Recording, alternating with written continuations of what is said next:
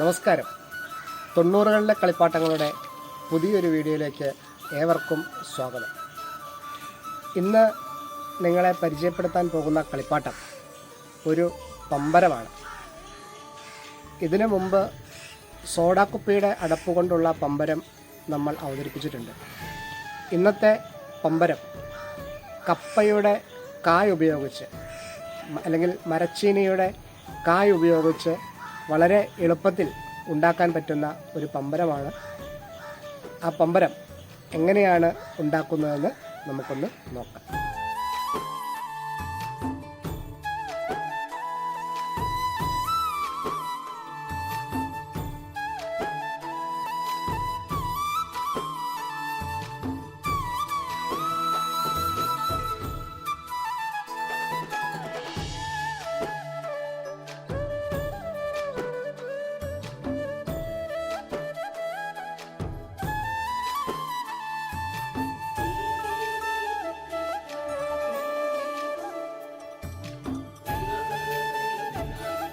കപ്പയുടെ ഈ കാ ഉപയോഗിച്ചിട്ടാണ് നമ്മൾ പമ്പരം ഉണ്ടാക്കുന്നത്.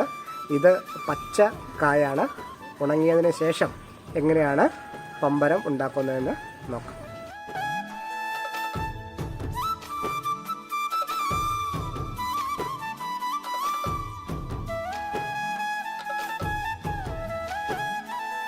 കപ്പയുടെ കായ് നമ്മൾ ഉണക്കി എടുത്തിട്ടുണ്ട്. ഉണങ്ങിയ കായാണ് പമ്പരം ഉണ്ടാക്കാൻ ഏറ്റവും നല്ലത്. ഈ പമ്പരം നന്നായി കറങ്ങണമെങ്കിൽ ഉണങ്ങിയ കായാണ് നല്ലത്. ഇപ്പോൾ കപ്പയുടെ ഒരു സീസണാണ്. ഏത് കപ്പത്തോട്ടത്തിൽ ചെന്ന് നോക്കിക്കഴിഞ്ഞാലും അവിടെ നമുക്ക് കപ്പയുടെ കായ കിട്ടും.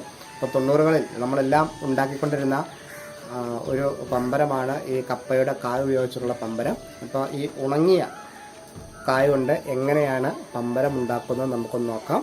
അതിനുവേണ്ടി നമുക്ക് ഒരു ചെറിയ ഒരു ഈർക്കിൽ കഷ്ണവും ആവശ്യമുണ്ട്. അത് ഒരു ചെറിയൊരു കഷ്ണം ഒടിച്ചെടുക്കുക. ഈ ഈർക്കിൽ കഷ്ണം കപ്പക്കായുടെ ഈ ഹോളിലേക്ക് കടത്തിവിടുക.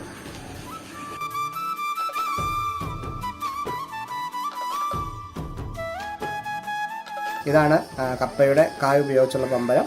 ആ കപ്പയുടെ കായ അതിലേക്ക് ഒരു ഈർക്കിൽ കടത്തി വിടുന്നു. നമ്മുടെ പമ്പരം ശരിയായിട്ടുണ്ട്. നമുക്ക് ഈ പമ്പരത്തിനെ ഒന്ന് കറക്കാം. ഇത് കറക്കുന്നതിനായിട്ട് കപ്പ ഈ ഈർക്കിലിൻ്റെ അറ്റത്ത് പിടിക്കുക. ഈ 2 വിരൽ പിടിക്കുക. ഈ 2 വിരൽ പിടിച്ച് ഇങ്ങനെ ഒന്ന് തെറ്റിച്ച് വിട്ടാൽ മതി. പമ്പരം കറങ്ങും. നമുക്ക് നോക്കാം.